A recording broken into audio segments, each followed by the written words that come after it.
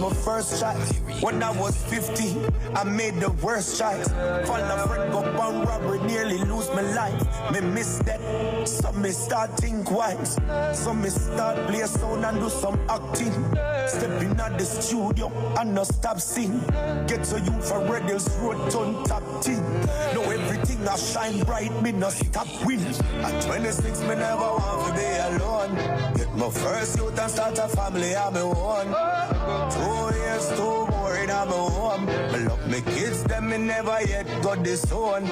Only a friend man I go sell me out. Cherish the real ones, them we always step out. Send them a lock dance and the day them book out. Them never know how some life would that turn out.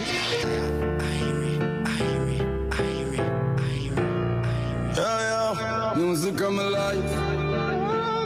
Now if you think about it twice, boy.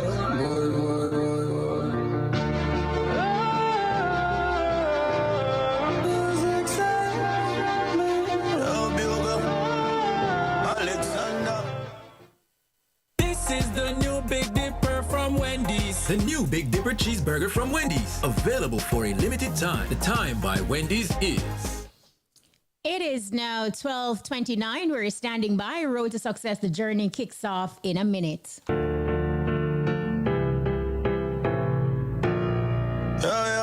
Music of my life. Now if you think about it twice, boy.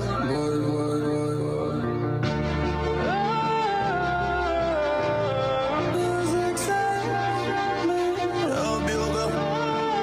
Alexander. Yo, growing up, music was my first choice. When I was 50, I made the worst choice. Fall a friend up on robbery, nearly lose my life. Me miss that, so me start think why. With a powerful digital footprint, Noah POWA has built a multifaceted career spanning music, acting, comedy, and selecting. A two-time Red Bull Culture Clash winner, Noah POWA continues to make his mark as a selector, actor, dancehall DJ, comedian, and social media personality, captivating audiences with his popular bounty killer persona.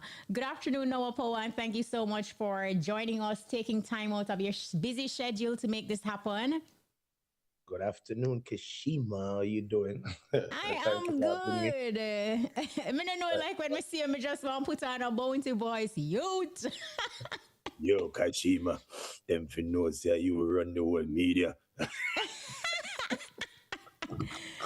No, look, absolutely amazing. But we're going to get to all of that. But let's kick off though, Noah, with your foundation. How would you describe, your upbringing and where did you grow up?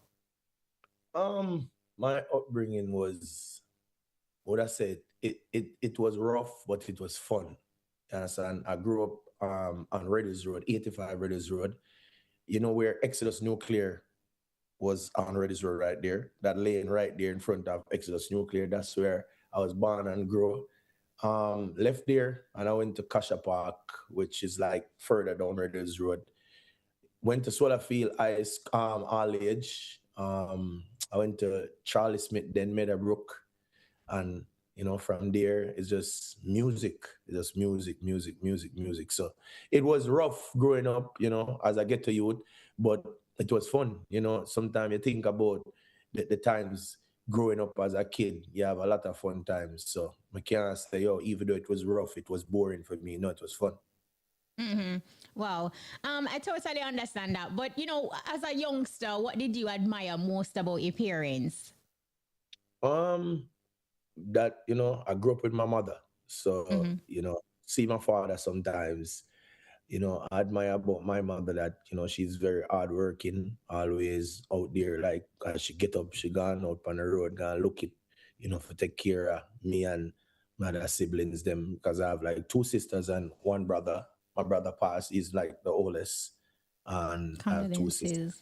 So, yeah, I admire that. My father was like a builder who build houses and stuff like that. And, I admire all of these things that these people in my life is people who is very independent and hardworking and always looking at. So that's something that I took from them that, I have to always be persistent for what I want and just believe in what I'm doing and just work hard. Yeah. What was Noah like in the classroom? Still hardworking and persistent, chasing your dreams?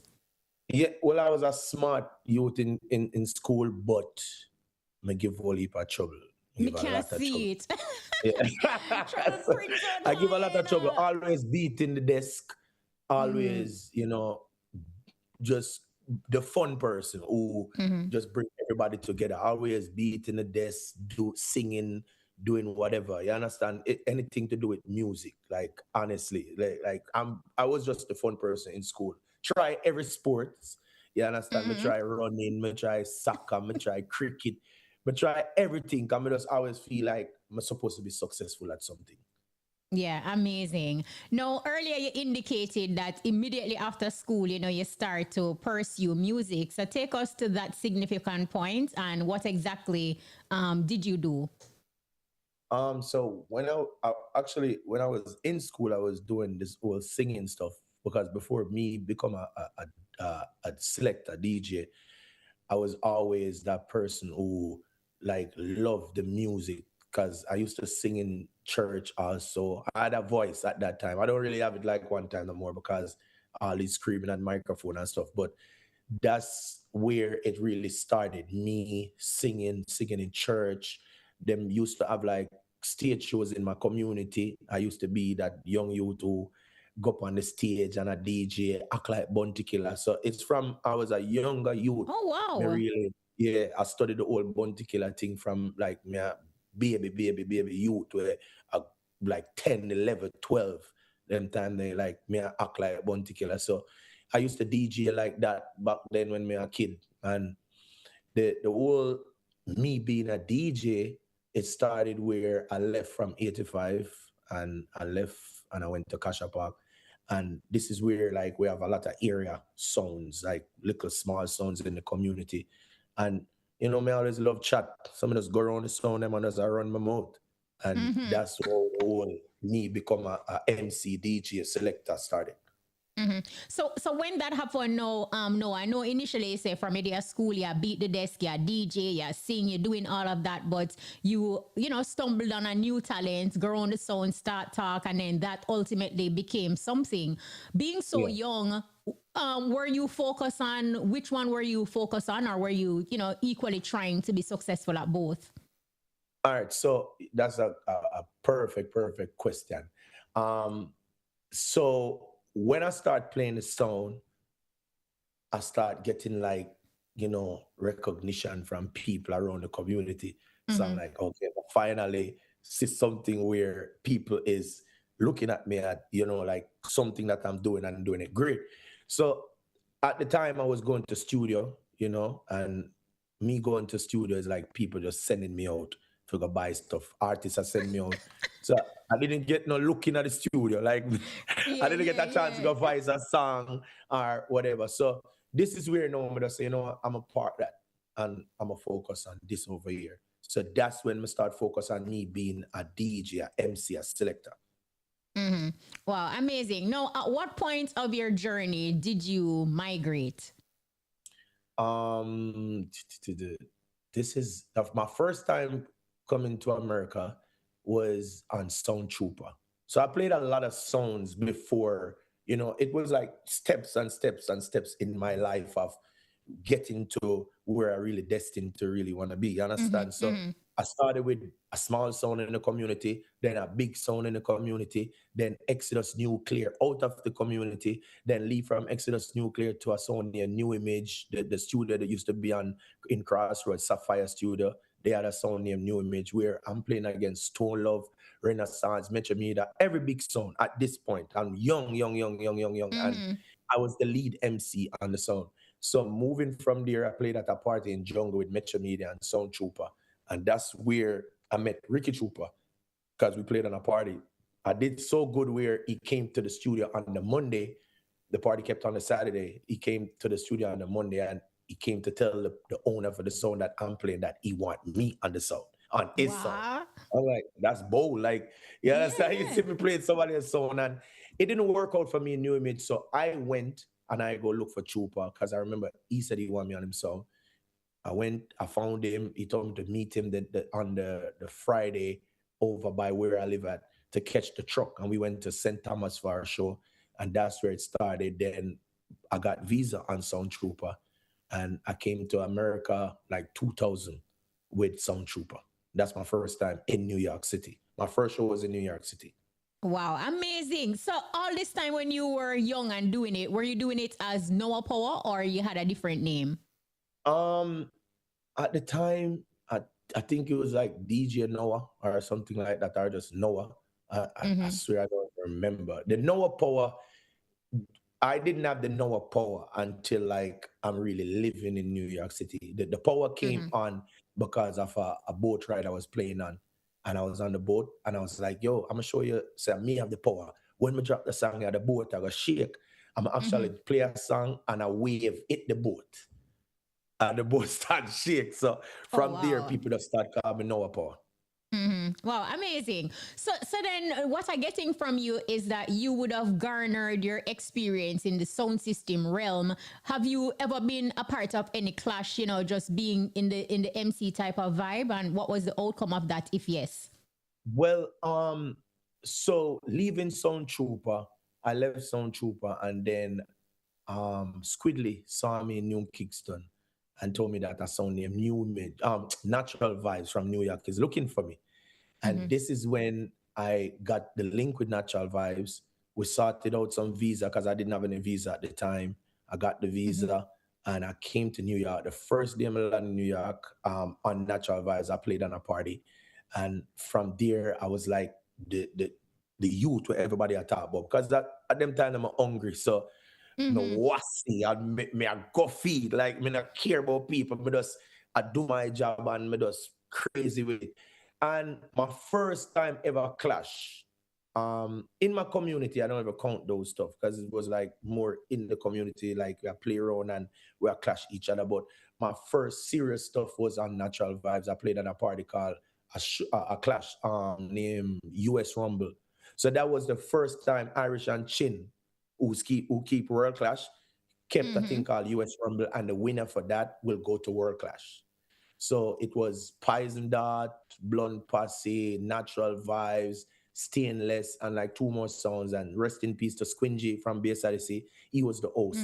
And we actually did good in that. We didn't win, but we went to like the end of it. And I think Stainless from the Bronx won.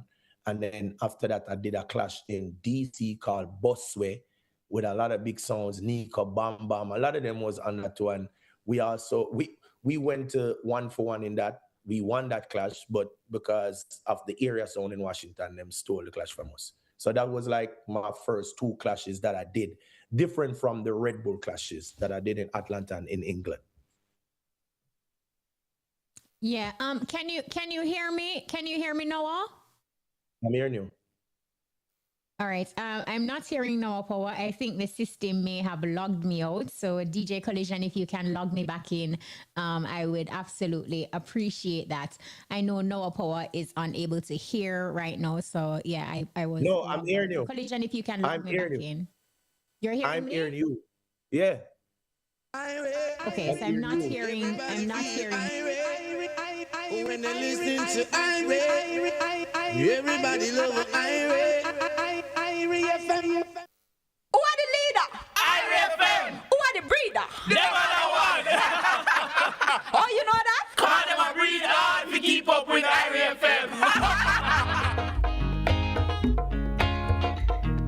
Moving forward, today, tomorrow, together. Steering to the future, today, tomorrow, together. Building hope within a nation, that's our occupation. Great people doing extraordinary things. Irie FM, I can hear you. Irie FM, I can hear you. Irie FM, the heartbeat of the nation.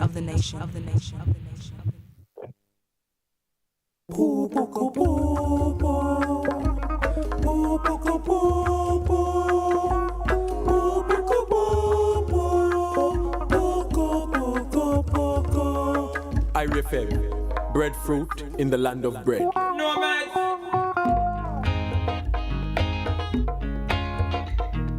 Moving forward, today, tomorrow, together.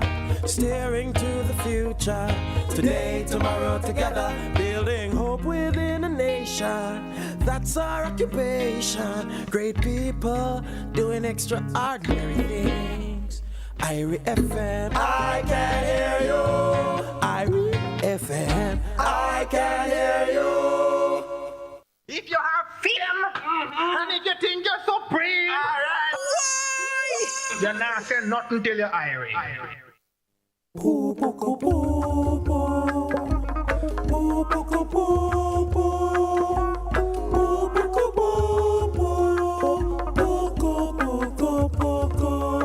Irie FM, breadfruit in the land of bread. No, man. Moving forward, today, tomorrow, together. Steering to the future, today, tomorrow, together. Building hope within a nation, that's our occupation. Great people doing extraordinary things. Irie FM, I can hear you. Irie FM, I can hear you. All right, so we're back. Noah Power, can you hear me now? Yeah, I'm hearing you. I've been hearing you. I know you're hearing me because we're connected to the Zoom, but then there was a disconnect with the radio. So we do apologize for that technical difficulty just now. But you were in the process of just, talking to us about your sound system journey and how, you played that sound system internationally. Though you didn't win, you went almost to the end of it. What was the takeaway from that experience, though? Even though you never win, but being a part of a clash like that? Well, I mean, I don't feel like it was a takeaway because I always have myself as a juggling, DJ, even though coming from a class sound, which is sound trooper. But before even sound trooper, I was always a juggling DJ. So to me, clash is just something that I love. It's a sport to me. So I don't feel like I had anything to lose if I even lost a clash or whatever. So it didn't take anything away from me because moving away from that, I'm always still going to be in the arena of juggling and playing music to entertain people. Yeah, well said. We're going to take a quick time signal. Don't go anywhere. Okay. Lunch at Keeper Little Caesars, Italian cheese bread, crazy puffs, and pepperoni deep dish lunch specials starting at $600. The time by Little Caesars Pizza is... It is now 12:45. We are on the road to success and we're journeying with none other than Noah Power. So Noah, I was doing some digging and I found that, were you ever a part of the U.S. Army? I wasn't. I don't know why that is on my profile. It is on your profile. I see it. I'm like, oh, wow. Like, every time somebody said it to me, I'm like, who put this? I never went into the army. Never, ever. I don't know. I've got me need to make my people take that off because... Yes, you have to update it. You have to update it because I'm like, oh, wow. You look so young, but then it's like you're doing all these things. I'm like, wow, that's crazy. So Thank you for the compliment. So here it is now, though, Noah, like being in a sound clash and playing for a party, the two things are very different. You as a selector, you have done both. Talk to us about that difference and that balance to ensure that, you have the distinction and you know how to prepare for which. Well, I mean, a juggling party, if you're a professional at it, a juggling party is normally based on what you go to the party and you see. Like, you'll go to the party early, actually at 2-3 hours, depending on how long the party lasts and what time you're playing. You watch the crowd, you see what's there. So your preparation is really right there and then. You understand? Because remember, you're not playing for yourself. You're playing for people. You're playing to please these people right here. So the preparation is a bit easier when you're a juggling DJ or you're playing at a juggling party because, is whatever the crowd vibe is before the DJ is playing before you watch the energy, you watch what type of vibes them like, what kind of music them like, and all that stuff. In the Clash world now, it's more difficult because remember you have to prepare. Mm-hmm. You have to voice these dubs. You have to put custom dubs together. You have to find out stuff about the DJs, them who you're gonna clash against. So you could write these dubs and tell the artist what to say and what to sing about. And then when you go to the clash now, because remember, clash is not cheap, you know. It takes a lot of money. Because remember, these artists nowadays, they charge a lot of money for dub plates. It's not like back in the days where it's a bit cheaper. Now, one song probably costs $3,000, and most of these clash songs is probably not even getting $3,000 a clash. You understand? Wow. So the preparation for clash is definitely, it's a fun sport, but it's an expensive sport. You understand? And going into clash, you don't know what to expect. You can be the crowd favorite and the crowd is turn against you, depending on how biased they are or how real they are, because you might go there and feel like you play the right set of music them and it's just not the right set of music. You can play round one and do good, and you can flop in a round two, you can flop in a round three, you can come back and do good in a 1-for-1. So it's clash is fun, but it's confusing at the same time. So Yeah. you have to be confident in whatever you're doing when you're clash. When you know have favor Noah in a clash, what do you do to say, you know, like, boy, the people them not rock with you? Do you, well, obviously, well, let me ask you still, do you panic in that moment or you try to pivot? Well, you panic, you know. It starts off with a panic first. So anybody who comes, nobody am gonna tell you a lie. You can't lie about your emotions and your feelings.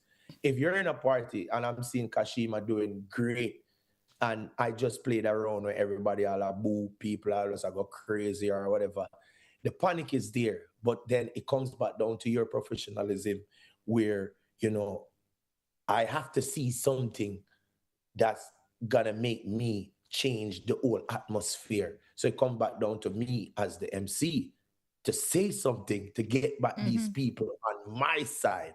You understand? So it's a lot of work, trust me, because me telling you something right now, I can't tell you that I'm gonna do this to change these people's mind.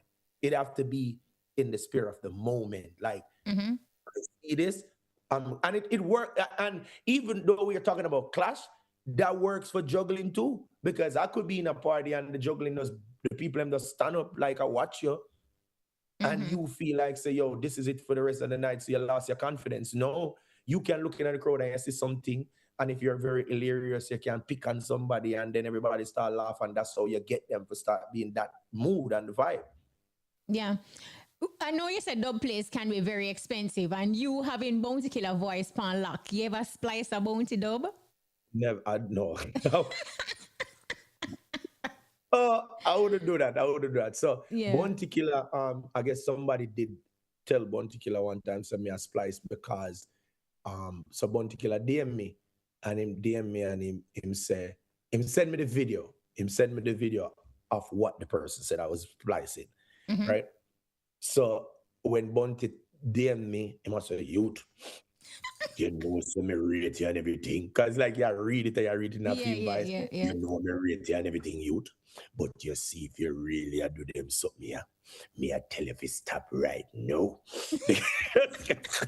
So then I went on my page because he sent the video. And I send him the video. I'm actually post the video again, and I wrote something because I was a mad, but you know, it was like I did the video. It was a skit. Yes. I was doing a skit in the studio with Bunty voice. The person took the video and said, Bunty, me catch Noah a splice you. But it's actually a video on my page. And the video was there from 82 weeks ago. So I had to screenshot the 82 weeks, send it to Bunty, and then him did apologize. Oh, wow. No, I know you said that you have the Bounty voice lock, you know, ever since you were young, you know, from your small, you've been doing that. What has been that interaction with you and Bounty Killer, like when him realize or, you know that this is what you're doing and you're pretty good at it? Well, I mean, it's a up and down situation, because, you know, it's deeper than just the Bounty voice.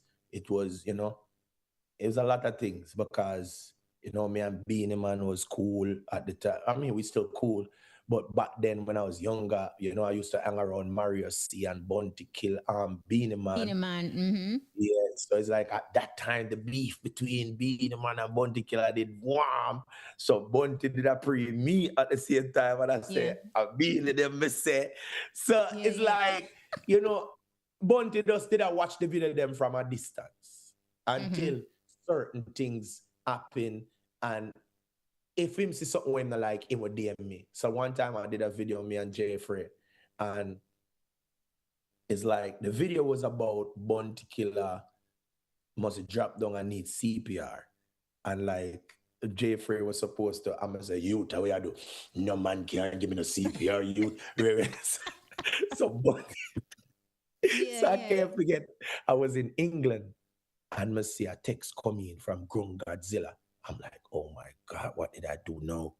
So the text came in and the text said, me watch your video, them like everybody else and laugh. But you see the drop down something there. No run no joke with the general drop down. Yeah. Yeah. So from that, I'm just stop the video like that. I'm just say, no, I'm gonna slow them something because I feel like, but I never did a video trying for disrespect Bounty Killer though. I make him look good in the video, them and big him up still. Yeah. And that's good, like how you take it as well. Like your approach to it is just light. And what I also get from you is that if needs be where you need to apologize for something, you will apologize. You will apologize for it. But did you think impersonating Bounty Killer would have given you like that level of traction online? I didn't know, but then like once Instagram came in, because I used to do it on what's the short one? Vine. That's the name of it. Vine was the short one, right? So I used to do it on Vine, and it used to do good. And then as Instagram came in, I did the first skit from Bounty Killer, and it went viral. And I was like, okay, I'm just gonna keep doing this, because at the end of the day, what people don't understand, like with the world that we're living in right now, right? It's a social media type of world. Like it's easier for people to reach up, easier for people to see you, and outer sight them. So outer sight is outer mind. So even though I'm a DJ, even though I'm an artist, whatever, if I see that I could do comedy and skits to keep myself relevant, I'm gonna do it, because the end of the day, it's not everybody go to party. It's not everybody come outside. So if you can stay on your phone and see a person named Noah Power, I do something for make you laugh and it'll go viral and it's fun. It's not negativity. It's something positive to make you laugh. I'm gonna constantly just doing it. And throughout the years doing this, is a lot of people see me, like tell me like straight up, like I've been going through a lot in life. And when I watch your live, when I watch your page, it put me into a jovial place. So I just feel like my work is here to entertain people and, put smiles on people's faces. Yeah. Have you ever done something online, whether a skit or anything of sorts, and get a booking as a result of what somebody see online? Yeah, all the time. I mean, all the time. That's what I'm saying. The relevancy of what you're doing, you understand, is what keep promoters to call you. Because if promoter not have you as somebody who people love or like, them not really a go book you. You understand? Because if you think about it right now, Kashima, it's not everybody who is super talented, but they're famous because of what they're doing online. So people say, all right, then I'll book Kashima for us, not knowing if Kashima is a people's person. You understand? Because I will see her on the screen. I will see a crazy, we laugh. But are you really a people's person? Are you that person who could take a mic and talk to the crowd and whatever? You understand? So people really go off a hype more than your talent nowadays. So yes, I do get a lot of bookings because of that. Yeah. As I said, take the mic and talk to the crowd. I really want to tap into you and the whole Tony Mataran thing, but I also have Cashpot coming up, and I know that you definitely will need time to dissect that. So after Cashpot, we'll get into that conversation. So we're going to break for Cashpot because we have to pay the bills. Okay. Don't go anywhere. Yeah. Oxymaster make everything cleaner. The time by Oxymaster, the Stain Blaster, is... It is now 12:58. We are standing by. Listen up. Your top draw dollars. Pick 2, pick 3, pick 4, hot pick, and cash pot lunchtime draws up next. Everybody feel irate when they listen to irate. Everybody love irate.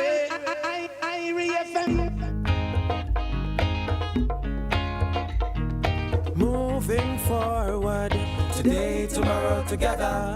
Steering to the future, today, tomorrow, together. Building hope within a nation, that's our occupation. Great people doing extraordinary things. Irie FM, I can hear you. Irie FM, I can hear you. I made the worst choice. Fall a friend, go on robbery, nearly lose my life. Me miss that, so me start think wise. So me start play a sound and do some acting. Stepping at the studio and no stop sing. Get to you for Red Hills Road, turn top team. Know everything I shine bright, me no stop win. At 26, me never want to be alone. Get my first youth and start a family, I'm a one. 2 years, 2 more in I'm a home. Me love me kids, them me never yet got this one. Only a friend, man, I will sell me out. Cherish the real ones, them we always step out. Send them a lock dance on the day them book out. Them never know how some life would that turn out. Welcome to the official live drawing of the Supreme Ventures Lottery Games. This could be your lucky day. Get your tickets out and let the games begin. Good afternoon. It is Thursday, May 7, 2026. I'm Shranika and welcome to the Supreme Ventures live game draw. Now, before we begin, let's have a quick look at the mid-morning winning numbers. All live draws are being supervised by the Betting, Gaming and Lotteries Commission and observed by the independent auditing firm PwC. Now let's put some money in your top draw. This afternoon's jackpot is now $600,000. So here and now, your winning top draw numbers. And the first off a top draw this afternoon is lucky number 12, your second winning number. That's ball number 1. And the next in line is ball number 2. Here comes lucky number 7. And for that $600,000, you're gonna need ball number 5. And now let's pick your play with our dollars game. I hope you're feeling lucky. Keep those tickets out. Here we go. And of course, let's begin dollars with 28. Your second winning number, that's ball 16. And after 16, we have 34. Next in line is a lucky number 5, as well as ball 27. Keep those tickets out because you're gonna need lucky number 9. Here comes a fresh 24. And that is followed by a solid number 20. 25 is next. And here comes a lucky number 15. 21 is next. And we wrap things up with a solid number 10. And now for some easy winnings with our Pick 2 game. So let's play. And the first of a Pick 2 for your lunchtime draw is 10. Your second winning number is 17. Now, once again, your winning Pick 2 numbers are 10 and 17. Up next, you can play it all of 3 ways. Of course, it's a Pick 3 game, so let's play. And the first of a Pick 3 is ball number 5. Your second winning number is 4. And the third and final winning Pick 3 number is 0. Now, once again, your winning Pick 3 numbers are 5, 4, and 0. Now it's time to turn up your winnings. Get ready for Pick 4. Here we go. And the first of a Pick 4 is 4. Your second winning number, that's an 8. And the third Pick 4 number is a lucky number 4. And the fourth and final is an 8. Now, once again, your winning pick four numbers are 4, 8, 4, and a lucky number 8. Now, this one, it is a full win, so let's heat things up with hot pick.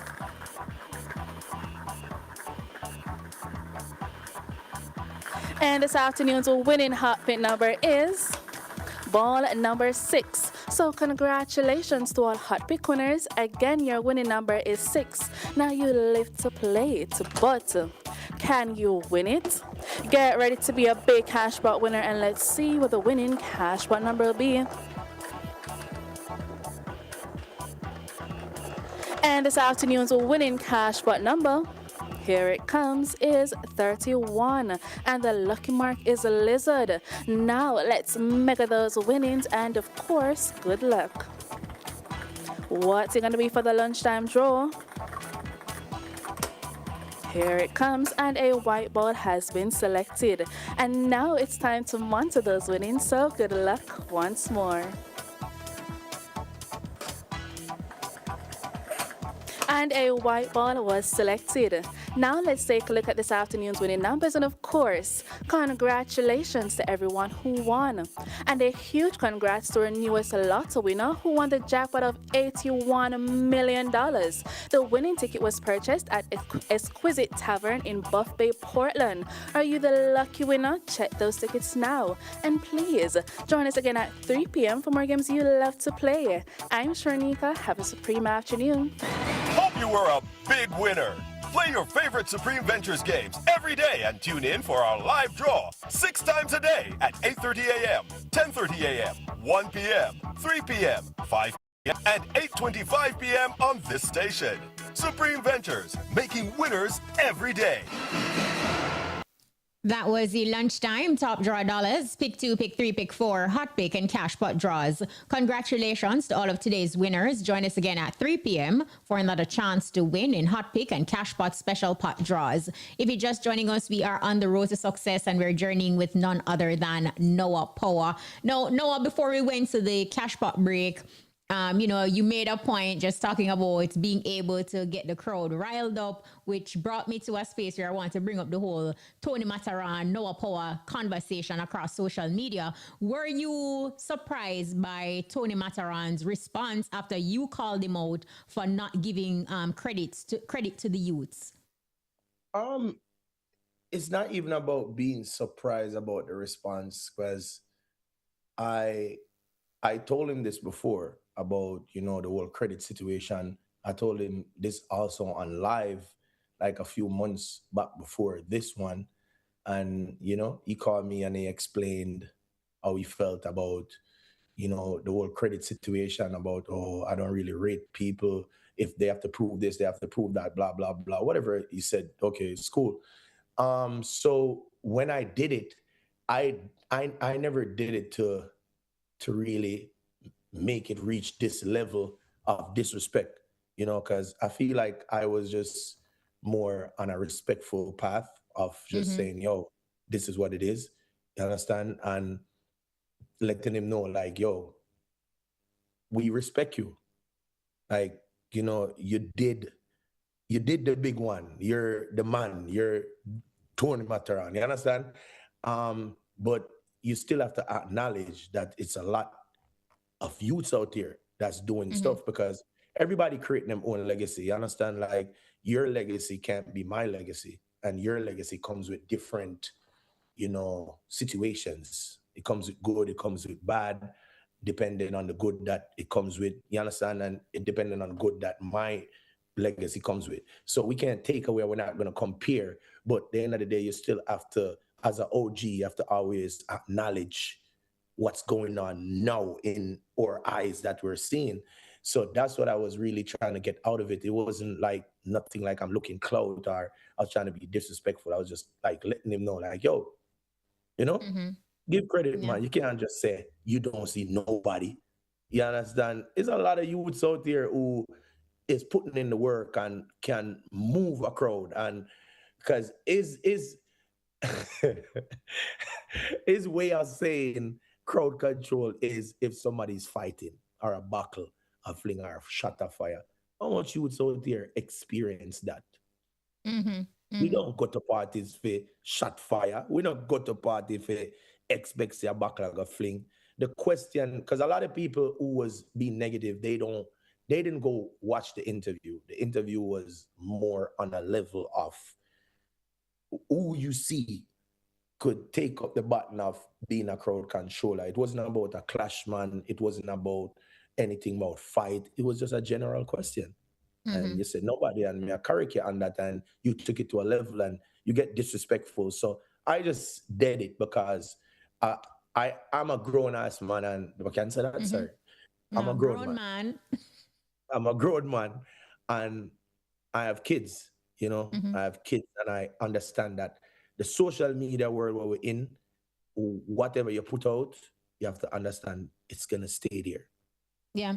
So are you then saying that, like, well, how you say when basically drop it, is it a situation where there is no a vibe between you and Tony Matterhorn, or did you have like a private conversation or plan to have a private conversation to say quell or rectify it?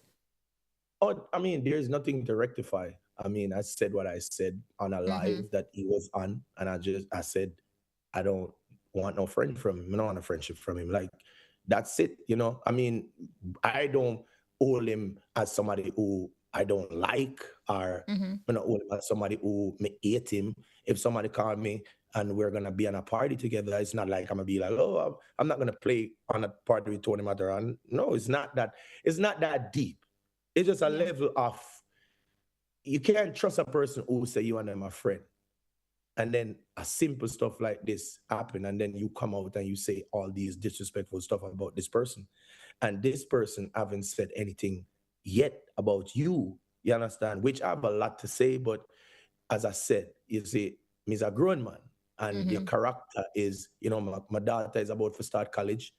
My next daughter will be 16 next week. Me have young, you understand? So it's like my kids is watching me, and I am a product of them. Like them, they look up to me. I can't have my kids watching me, you know, acting a fool on social media. So the disrespect part I don't take, because at the end of the day, what people don't understand, you see, it takes two to argue. And if you go back and forth, innocent people is gonna get hurt. Meaning it don't have to be physical. It can just be, you understand? Your family is gonna get involved. People is gonna get involved. Kids is gonna get involved, because when people accuse people, people say anything out of them, all right? So I just leave it alone, because it's like it don't make no sense, because it wasn't that serious. So it's a level of respect, and I respect the guy, and you know, him take it to a level where he was involving a lot of people who, you know, he know that me and these people is not friends. So he start calling a lot of people name and adding people in the conversation. So I just feel like that's not a good thing, because then I can't trust you no more. So not even an apology, you think, from him per se could fix it? Oh yeah, he could. Listen, I'm cool with an apology, but it's not gonna change anything of that. Yo, we can't be cool again. As I said, I don't have no problem with Matterhorn. Like, you know, respect the man same way, respect everything he did for the music and everything. But if you apologize, you apologize. But that doesn't mean, because if you're in a relationship and somebody cheat on you and them apologize, stay away, you're gonna go back to them? No. All right. Okay, but what I want to ask you though, like sometimes the lines between social media and reality oftentimes get blurred. Do you think, in terms of, you know, like you have this issue to sort out, do you think taking certain industry disagreement to social media sometimes, you know, magnify the situation and make it, you know, worse as opposed to a private conversation? Okay, so like you're saying with whatever I posted? No, I'm just saying in general, like, yeah, like, because before this you and Matterhorn did cool, right? So yeah. I'm just having the conversation like aloud, like somebody sitting down thinking for say like, yo, if me and my brethren good and you do this, then maybe I can say it to you privately and the outcome would be different, as opposed to when it go on social media. No, like egos get involved and you have all these comments. So the thing is, whatever I posted, if you feel like it Because remember, I posted it, but I didn't post it on a level of disrespect. Because if you listen to the post, you know, I I'm watched bigging it. you up. I bigging you up. And the caption, did you read the caption? Yeah, I read the caption. Yeah. What did you get from the video and the caption? What I got from it is that, you know, Tony Mataran is the OG. He's legendary, and it will not dim his light if he gives credit to the next generation. Like saying you don't see anybody, like, okay, that's kind of outlandish. Nobody at all. You know, like, I think you would say, like, in your 50 years of selecting and whatever, the fact that you don't see anybody, Mataran stop, you know, like with the whole Jamaica thing. So I did watch it and I didn't feel like there was anything wrong per se, because OGs and veterans, you have to nurture the next generation in truth. Thank you. And nothing is wrong with it. Not gonna dim your light or your shine or take anything from you if you say, this person, them not reach my level, but them are going good. Well, you don't even have to call any names. You could just say, no, there's a lot of youths out there who is doing great. Nah, man, them youth nowadays, them bad, man. You understand? So if it's a case where I posted something like that and it wasn't disrespectful, you have my number. You could have called me and say, bro, you know the people them stay, dog. If you post that, them are gonna just take it down, man. Yeah, me not gonna be illiterate and ignorant and be like, oh, me not take down nothing, you know, nah, cause we cool. You understand? But you went on a rant and you start cursing and saying all these type of things about me, where me I say, oh, did this drop in? Like, I thought we was on a level where you say me a friend, and so you have all of this inside of you build up about me, and you just let it go, like. But the question still come back to you though, you know, Noah. Like, if you felt like if you should have handled it privately instead of, even though nothing was wrong with the video. But no, I don't think nothing is private about it. It's already out. Remember, it's an interview that's out.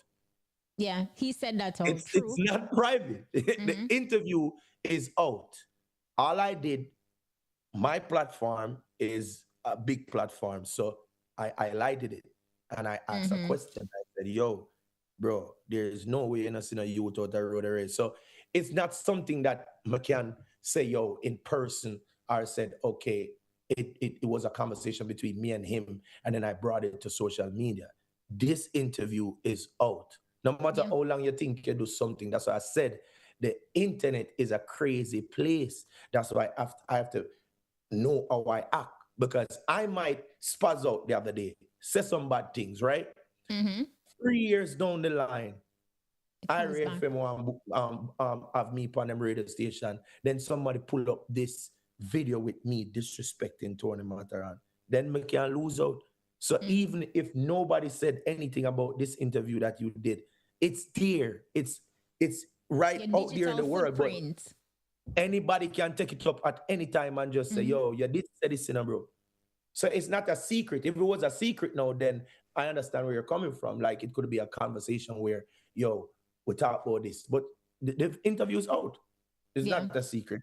Yeah, and that's a good point that you make. Like, we have to be cautious and aware of our digital footprint because it's out there. But what I want to ask you though, Noah, do you feel like, no, in present day, we don't have like a lot of clashes? You know, like back then, it would be easier to kind of measure a selector's success. You say like, yo, them man, they win teens a clash and blah, blah, blah. You know, like the Squinges and the Ricky Trooper and even Tony Mataran and many others.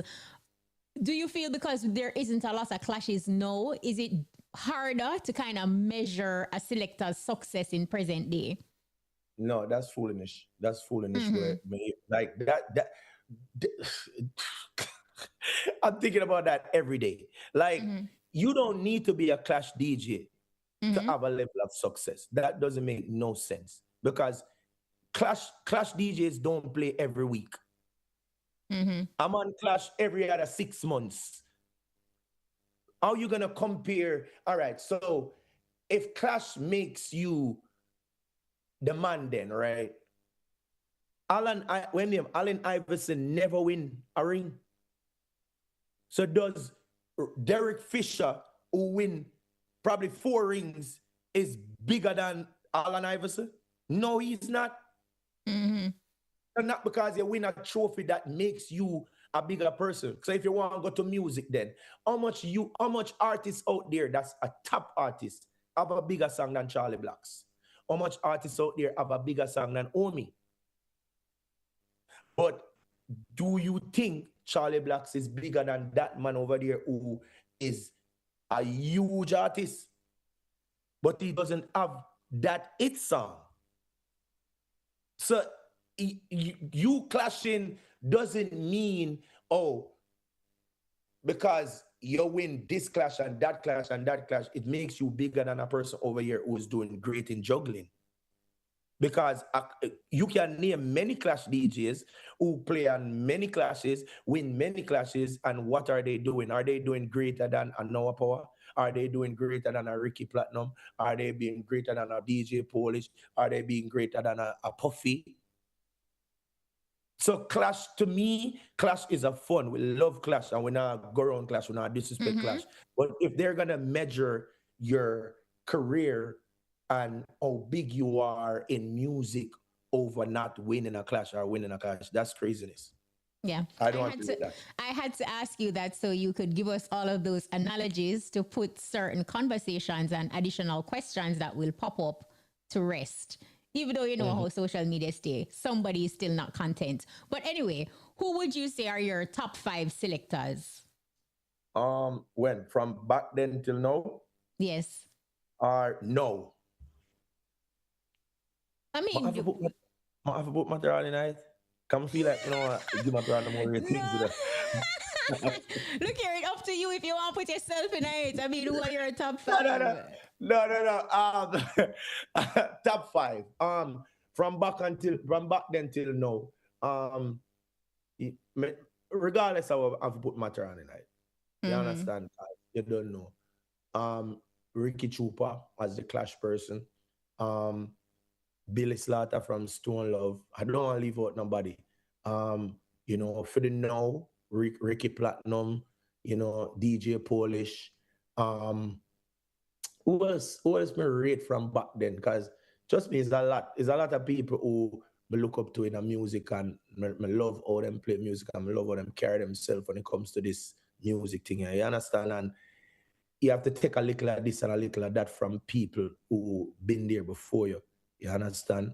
Rory also. So yeah, probably that about 6 or 7, but that's what the righteous know. So look, it says a lot about your character, the fact that you add Mataran to the list, knowing how fresh this beef is. Oh, no. Yeah. All right. So Kashima, if you get to know me personally, I'm not that type of person where, I feel like I'm misjudged all the time. Because people have to get to know you sometime to know who you really are. So you have people who say, oh, them bad man, him this, him that, him rare. But them not really know you, them judge you, them misjudge you. You understand? So regardless of what Mataran and me have right now, where it's fresh, that's not gonna take away the respect and the ratings when I have for the person. Because if I rate you, I respect you. It's not gonna take away anything. When me and you have nothing to do with what you did before, and I respect what you did before. So yeah. Mad. Love that. Now, as a 2-time Red Bull Culture Clash winner, what does that achievement mean to you? A lot, especially the last one in England. I got a lot of offers because of that one. When it comes to England, the fan base is bigger in England now because of that Red Bull Clash. When I went to collect my ring at Red Bull, I had a lot of offers there from Red Bull because of just my performance. So it really did a lot for me, and it let new fans comes in because the crowd that was there, trust me, it wasn't like a regular set of people who just know who Noah Power is. So they got to know who Noah Power is that night. So big up to Spice, big up to Portia for the opportunity also, and big up to Red Bull. Yeah. Now you have on the music side of things, you have a collaboration with Shaggy, Money Up, and it was featured in the James Bond film No Time to Die.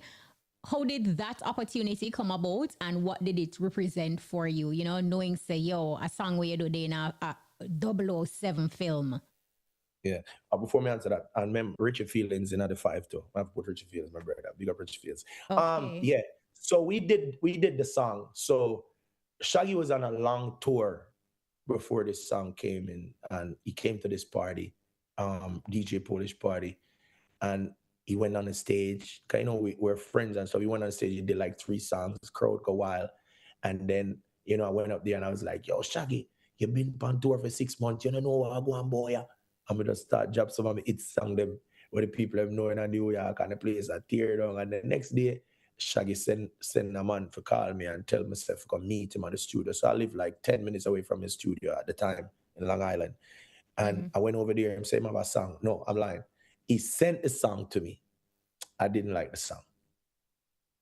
You tell him that? No, I didn't tell him, but him kind of felt it. So it's like 2 hours passed and him not hear from me, and him call me and him say, "Dog, if you don't like the song, you can just tell me, I'm gonna call my friend, I'm gonna say, "Yo, Shaggy said me a song, but at the time and I feel it, And him say, "Yo, dog, Shaggy that thing, just go do it." So I went to the studio and went into the studio and we start vibe it. And I guess while I'm there now, I hear it on the big speaker, I'm gonna start feel the song better. And I did it.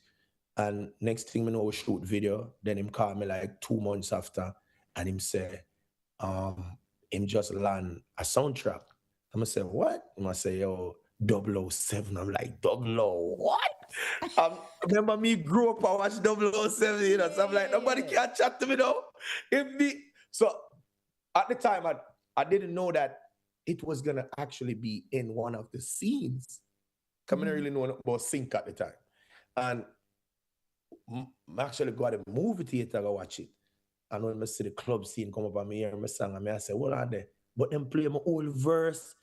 I'm gonna start feel good. Come here, I say, "Yes, I made this, mama, I made it." Then I stay till the movie done. I'm gonna see my name on the screen. Nord Grant, aka No Power. You want to see me a screenshot and a zoom in? I say, "Yes." Nobody can chat to me in a movie. Yeah, it was a great feeling, publishing nice and Yeah, nice. That was really good. No, you have a song with Bugle, and I think Alexander, music saved my life. And in that song, like, I find it to be very reflective and personal with some of the things that you're saying. Is that, like a true to life situation for you? All right. So with that song, me and LMR, big up LMR Pro, was at the studio. VP had, gave me a contract to do an album. So I went by LMR and I said, "LMR, I need to do an album, but I want to do like an in-house album, me and you produce it, whatever." And him just start build some rhythm. And we came up with that rhythm. And I was like, "Yo, I need to sing something about my life, like something that I went through." So then while I build the rhythm, I build the song. And, I come up with certain lines and I say, "Yo, this happened to me, that happened to me." Like, everything that's going on with me being a DJ, me being a father and all that stuff. And that's how the song came up. I sent it to a couple artists to do the chorus. And big artists who me and my friend, them never really, them answer and say them are going to do it. Nobody did it. So like a couple months, I had the song for a minute. And then a couple months after, LMR linked me and said, "Listen to this." So when he said it to me, I'm like, "Yo, who the white man here?" Because I didn't know it was Norman Alexander, because it sounded like a Sam Smith type of singer. And he said, "No, it's Norman." I was like, "What?" So I said, "Listen, I'm going to send it to Bugle." And I asked Bugle to do a verse, and Bugle sent it back with 2 verses. And then the contract I didn't like the contract. I sent the contract to a lawyer. The lawyer never really, liked the contract neither. So I just never bother go through with the album. And Bugle asked me and said he want the song for his album. And me and Bugle are cousin. So Bugle, Like cousin? Yeah, Bugle father is my uncle, and my my mother is aunt. You understand? So what that? You're good. You're good. Okay, yeah. So So it's my first cousin. So I gave him this song, he put it on his album, and everything I'm saying is actually reality. It's true. Like I've been through that situation. Because as I said, I'm from Redlands Road. Music saved my life because if it wasn't for music, I'd have probably I have a lot of friends that passed away. I have a lot of friends that, probably in a prison right now. So, if I was following their footstep, you know, I would have probably turned out to be one of those person who deceased or in prison or whatever. But music was like what's keep me grounded, and I stick to music. And I said I'm not gonna follow no friends and stuff like that. I'm just keep myself focused, go school, deal with music, and start my own legacy. And that's why that song came up. Yeah, I think that's my favorite Noah Power song because of just the rawness, just how real it is, and that level of vulnerability. When somebody hear it, I feel like it can serve even as an inspiration and a motivation for a lot of people. So great job to everybody who's a part of that record. No, throughout the conversation, you speak a lot about your children and you being a family man. So how do you balance wearing so many hats in addition to your family life? Father, husband, and all these things? Oh, I'm not a husband anymore. So just take that part out. Okay. Family. All right. So I'm gonna be real with you, Kashima. Like, you see, family for me is like this part of the conversation is kind of, it's kind of touchy because, I never spoke about this before. You understand? But when it comes to family, I don't feel like I grew up on a level of family. Like, you have your auntie, your uncle, your this, your that, and all these things. So it was just more like me and my mother, and my brother did this, so my sister did this, so and them something. So it wasn't like, oh, I see other people live when it comes to family where them have cousin there, auntie there, them go spend time over them granny, and I didn't grow up with seeing any great grand or any grandparents or anything like that. So that kind of pushed me to be a person where once I get kids, I tell myself like, yo, I'm not gonna be a father who is not really present in my kid's life, and I'm always gonna be there for my youths them no matter what. Cause my daughter, my big daughter, she play basketball. She as I said, she going to college now. She gets scholarship to play ball. Congrats, nice. Yeah. Me live in New York. They used to live with me. Now them live in Florida. And every time she have a basketball game, my fly go Florida go watch her game them. So that's how me view family and me being a father. Like I just feel like, as a man, once you have kids, you have to support your kids. You have to be there for your kids because people feel like you sending money for kids. That's you being a father. Being a father is not just buying a pair of shoes, and you have to know what's going on. A lot of guys don't even know them kids' teacher name. Yeah, A true. lot of guys never been to them kids' school. You understand? Nothing what them kids do. Like my daughter just have prom, I make sure I say dress, everything. I'm on top of everything, car to rent, to the drive, to the picture day, everything. Like you have to You're be present involved. for all these things as a father. You understand? So um I'm older now, so yes, I feel like enough time it hurt because remember, say you have bookings and you have to cancel bookings sometime. And when your daughter them give them schedule, because my daughter them like give me a schedule of, all right, dad. So listen, this year we have this, we have this, we have this, we have this, and I put the dates because them know me is a busy person. So then me after this mark off all of them dates after calendar and just know say, yo, no money now make them there, and the youth them. You understand? So that's what it is for me. Family right now, my kids them really teach me how, for act as a person when it comes to having a family and being close to your family. So, thank God for that. Wow, amazing. And we are on the button. One final question before you go. What advice would you give to an upcoming selector or an MC? People who look on what a Noah POWA has accomplished and want to attain similar success. It's very easy. Just work hard, never give up, and try to just go through all of the fight, because every great person get a fight. You can't, not come easy. Once you reach to that level, that's when the fight come harder and harder and harder and harder. And everybody are gonna like you. Everybody are gonna love you. You understand? Just be confident in whatever you're doing. The new thing now is market yourself. Don't be afraid to market yourself. And you can't just feel like, you're gonna get ahead by just being quiet. You have to be vocal in whatever you're doing. No, but don't be scared to ask a promoter to put in by your party. Because you're not reached nowhere yet. You're not boss yet. You understand? Because opportunity not gonna just come to you. You understand? Promote yourself, push yourself, believe in yourself, make promo mixes, put on SoundCloud, go on people pages, send them stuff. It don't matter. Just promote, market yourself, and just take your music serious. Learn the craft.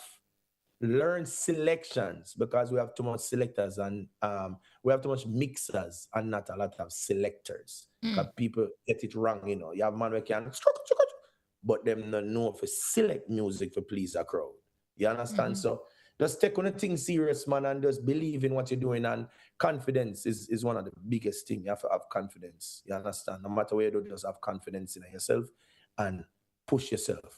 That's all I can tell you. We can't go and not more than that. And that is a lot. Lots of gems. Noah POWA, thank you so much. This was absolutely amazing. Thank you for having me, Kishima. All right. This was good. Noah POWA coming through. And we have lots of messages on our WhatsApp line for Noah POWA. Music come alive. This one says, great vibes. Big up to Noah POWA. Then me never know see a sort of man firm and humble and militant.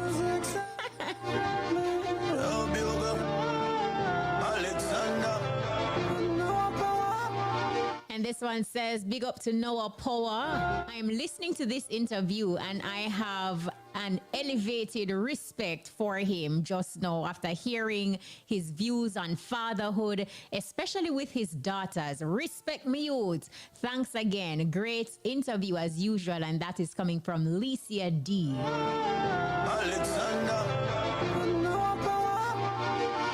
And this one says, "Mana like ish. The way how this man go out for him kids them, may I tell you say, me feel it." All right, thank you so much. Keep the comments coming. Keep the comments going. Stick and stay. See you on the flip side of this break. Make money now with the local City and Guilds and ABE endorsed certificates and Distinction College. Start new online and face-to-face classes